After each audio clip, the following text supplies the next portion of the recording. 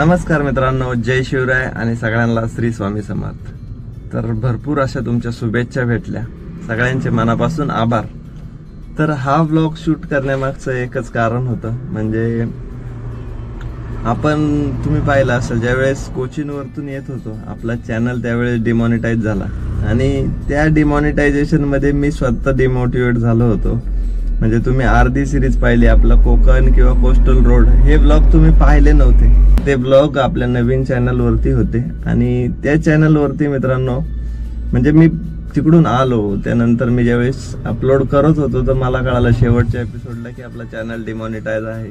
मग मी नंतर थोडं डिस्कशन केलं, नवीन चॅनल बनवण्याचा प्लॅनिंग केला, त्याच्यावरती ब्लॉग टाकले। त्यानंतर आपण मग ओडिसाची सिरीज केली। तर साहजिकच आहे, फर्स्ट टाइम बनवतो हिंदीमध्ये म्हटल्यावरती ते हिंदी तुम्हालाही समजणं, कारण तुम्ही रेग्युलरली मला मराठीमध्ये पाहताय, मराठी ब्लॉग पाहताय, मराठीचे जर्नीज पाहताय, जे काय होईल ते तुम्ही मराठी ब्लॉग मध्येच पाहताय। तर मी तो प्रयत्न केला, बोललो नवीन चॅनल बनवलाय तो हिंदीमध्ये बनवूया आणि हिंदीमध्ये बनवून तुमच्यापर्यंत बरीचशी माहिती पोहोचवता येईल, अशा हिशोबानेच तो चॅनल बनवला होता। 2 एपिसोड त्याचे आपण बनवले, कारण असं झालं की मला हे ओपनिंग करायचं होतं आणि माझ्याकडे फक्त 6 दिवस शिल्लक होते, म्हणून ते 2च ब्लॉग आहेत आणि तुम्ही पाहिले नसतील तर नक्की बघा। आपण फर्स्ट ब्लॉग मध्ये थोडं समृद्धीबद्दल गायडन्स केलंय, त्याच्यानंतर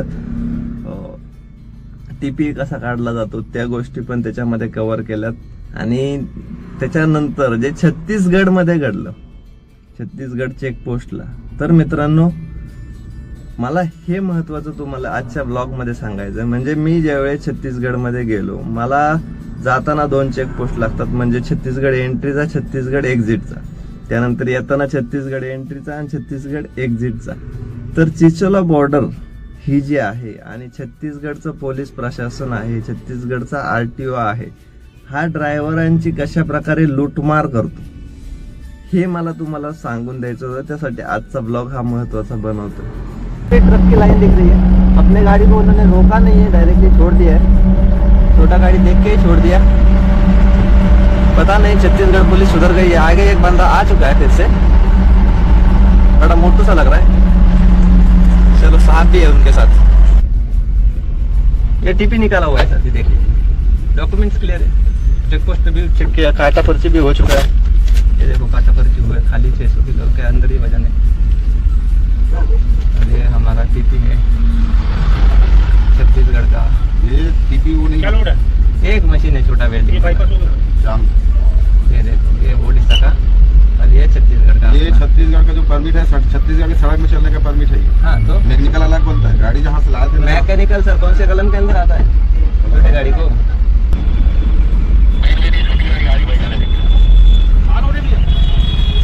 वेल्डिंग मशीन है सर, एंट्री क्यों नहीं दिया? वहाँ साइड लगाने बोला। अरे उन्होंने जाने बोला मेरे को, कहाँ जाने बोला? बॉर्डर का एंट्री लेके जाना पड़ता है। साइड लगाने बोला हूँ, बोल रहा हूँ भाई सर, बोले तो सीधे जाओ।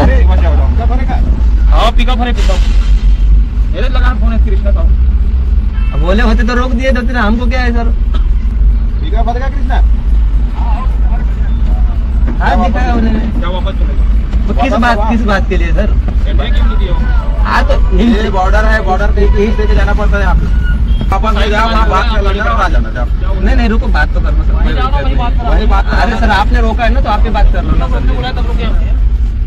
हॅलो दादा, पहिल्या चेकपोस्ट वरतून पुढे निघालो, त्यांनी गाडी सोडली, आता पुढे आलोय, साहू साहेब आहेत, साहू साहेब म्हणता एंट्री द्यायला परत मागे जावा। या साहेब, अरे टीपी है ना मेरे भाई, मैकेनिकल का मेरे भाई बात बताओ ना, किस कलर के अंदर आता है? हेलो, कौन बोल रहे हो जी?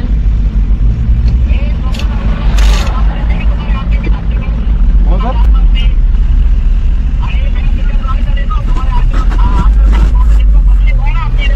कहाँ पे?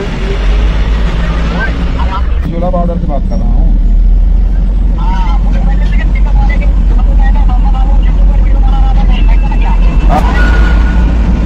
तो आपको मालूम नहीं है बॉर्डर का एंट्री पीछे जाना पड़ता है कभी? हाँ तो आप पीछे जाने के लिए बोल रहे हैं? एंट्री लेके जाते हैं सभी गाड़ियाँ।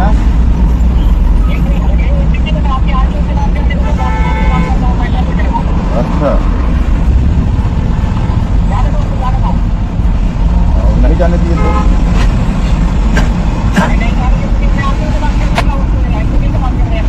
साहू सर, मैं क्या बोल रहा हूँ, मैं भी यूट्यूबर ही हूँ, देखो मेरा चैनल।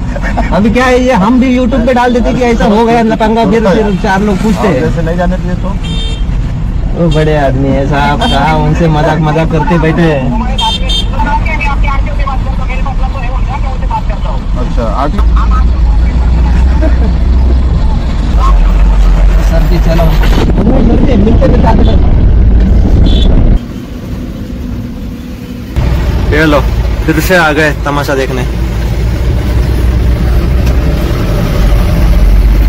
साला परेशान करके रख दिया इन लोग। देखो, लोगों को सिखाते हैं क्यों चलना है, रास्ते पे क्या जरूरत है।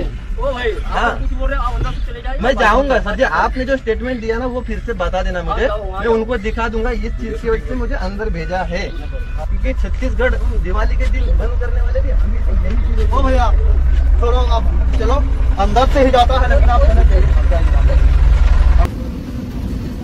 हम सबका यही है सपना, स्वच्छ भारत हो अपना। तो दोस्तों हम लोग अभी रायपुर सिटी में हैं और आपने अभी ये एक लाइन देखा रहेगा, उसके पहले आपने आरटीओ चेक पोस्ट पे क्या नतीजा सामने आया वो भी देखा होगा। उसके बाद और एक चीज आगे बताता हूँ, आरटीओ चेक पोस्ट, उसके बाद दुर्ग, भिलाई, रायपुर, इन शहरों के हर चौराहे पे आपको आरटीओ मिलेगा, आपको पुलिस प्रशासन मिलेंगे और वो हर एक आदमी खाली एंट्री मांगेगा, सिटी एंट्री मांगेगा और उस एंट्री के अंदर वो आपसे गाली गलौज पे भी आ सकता है। 200 मांगेगा, 100 मांगेगा, 50 मांगेगा और ऐसा स्लोगन लगाए कि स्वच्छ भारत हो हमारा। ये है हमारा छत्तीसगढ़ प्रशासन, ये है हमारा छत्तीसगढ़ आरटीओ। तो दोस्तों इस बात पे मैं एक बात और बताऊंगा कि देखो यहाँ पे आने के बाद आप यहाँ से कैसे निपटना है ये तो आपने देखा रहेगा। सोमनाथ भाऊंच्या कृतीमुळे छत्तीसगड आरटीओची बदली झाली होती। माझ्या कृतीमुळे म्हणजे जाताना इकडून पण गेलो आणि येताना इकडे पण आलो। तर विचार करा, आज तुम्ही जर हा प्रयत्न करू शकले तर छत्तीसगड चेकपोस्ट वरती जी काही एंट्री देण्याची पद्धत आहे किंवा मेकॅनिकलची जी पद्धत आहे ती नक्की बंद होऊ शकते। बऱ्याच जणांनी तो व्लॉग पाहिला नाहीये, तर मित्रांनो मी तुम्हाला ह्या व्लॉग मध्ये सुद्धा ती गोष्ट परत डिटेल्स मध्ये सांगेल। जेव्हा मी तिथे पोहोचलो त्यावेळेस पहिल्याने एंट्री दिली नाही म्हणून तेव्हा पुढच्याला फोन करून सांगितलं, त्याने पुढच्याने अडवल्याच्या नंतर मी तिथं सोमनाथ भाऊंशी कॉन्टॅक्ट करून दिला, सोमनाथ भाऊंला बोलायला लावलं, सोमनाथ भाऊने त्याला त्या दिवाळीच्या पूर्ण किस्स्याची जाणीव करून दिली। त्यावेळेस तो आरटीओ शांत झाला, म्हणजे एन.के. साहू साहेब शांत झाले, नाहीतर मला माघारी पाठवत होता तो।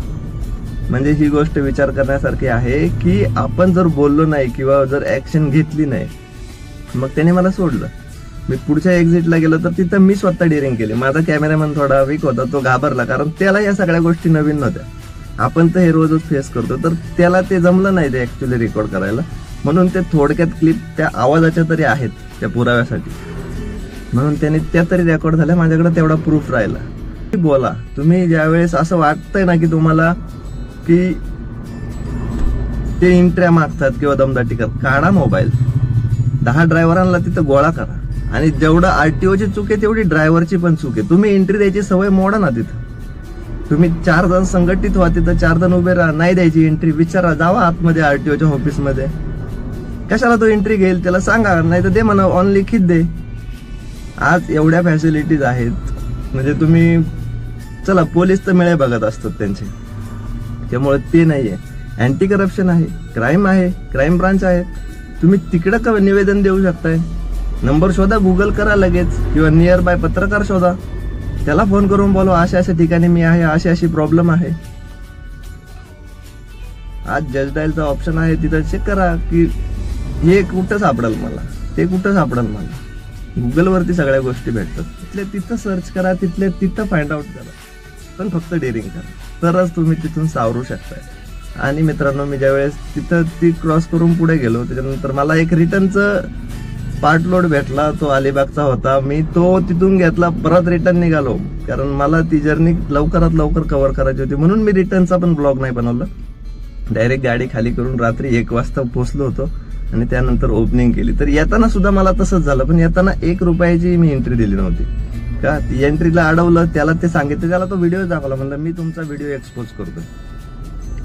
दुसऱ्या वेळेस एक्झिटला आलो, एक्झिटला पण तसंच मला आतमधून जायला सांगितलं. मग मी त्याला पहिल्या पोलिसाची आठवण करून दिली. परवा रात्री मी इथं ह्या साहेबां म्हणजे एन के साहू साहेबांशी बोलणं करून दिलं, आणि ही गोष्ट त्यावेळेस ज्याला कळली त्यावेळेस तो पण घाबरला की नाही, हे परत काहीतरी वेगळं होऊ शकतं. मग जर आम्ही आमचे प्रयत्न करू शकतो तर तुम्ही पण ती डेअरिंग नक्की करा मित्रांनो. आणि तुम्ही ज्यावेळेस डेअरिंग कराल त्यावेळेस ह्या गोष्टी नक्की थांबू शकतील. तर मित्रांनो, आजच्या ब्लॉगच्या माध्यमातून तुम्हाला त्या झालेल्या किस्स्याची पूर्ण माहिती द्यायची होती आणि सगळ्यांचे आभार पण मानायचे होते, म्हणून आजचा ब्लॉग शूट केला. तर आजचा ब्लॉग कसा वाटला ते कमेंट करून नक्की सांगा. आणि इथून पुढे ज्या नवीन जर्नी सुरू होतील ते काही बुकिंग भेटेल पुण्यामधून, तर ते तुम्हाला नेक्स्ट ब्लॉगमध्ये नक्की बघायला भेटेल. त्यामुळे आजचा ब्लॉग कसा वाटला ते कमेंट करून नक्की सांगा.